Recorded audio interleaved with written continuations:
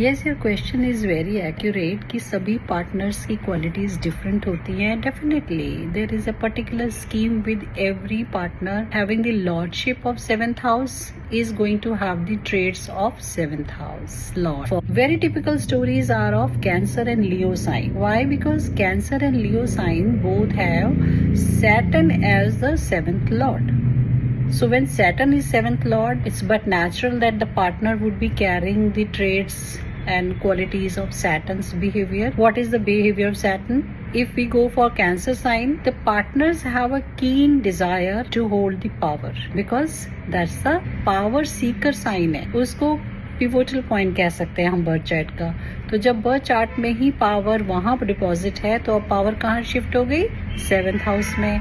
और 7th house में जो पार्टनर है, जो उसका हस्बैंड है, वाइफ है, उनकी टेंडेंसी है, अब उनको चाहे लोग इतना गलत समझे या जो मर्जी समझे, but they have a tendency by default in themselves to be the key person in person's life. और पावर शिफ्ट जब होगा तो वहां पर क्लैशेस होंगे, प्रॉब्लम्स होंगे. जैसे when we go for the Leo sign has Aquarian sign as the partner as a 7th lord, and 7th lord here being Aquarius sign would be मर्जी का मालिक. No one can push or pull things from him because this partner is very adamant, very aware what he wants and what he rejects. So उसकी जो qualities हैं कि उसको life में क्या चाहिए is very clear about it, and he would love to have his social life aware about his inner life. घर की कहानियां बाहर तक जाएंगी, बाहर की कहानियां घर तक आएंगी.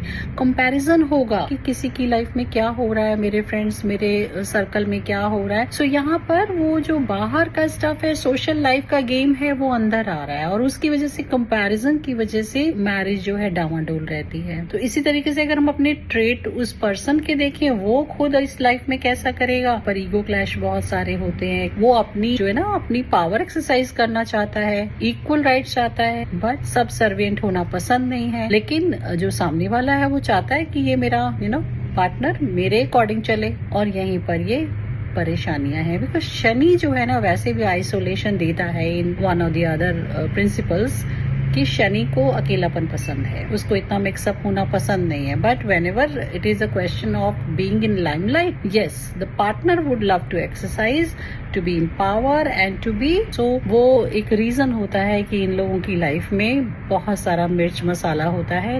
मतलब difficult to carry on this energy just because this is a house of Venus, and Venus wants to be handled with lot of love, tenderness. So Saturn rude है बहुत सारा, उसके अंदर हार्ड एक मेटल है ना, आयरन है.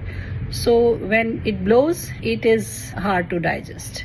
तो उसका चाहे एक सेंटेंस हो या उसका कोई ट्रीटमेंट हो, वो बहुत हार्ड लगता है. और इसी से ये जो सॉफ्टनेस ऑफ मैरिड लाइफ होती है वो कहीं ना कहीं इफेक्टेड हो जाती है.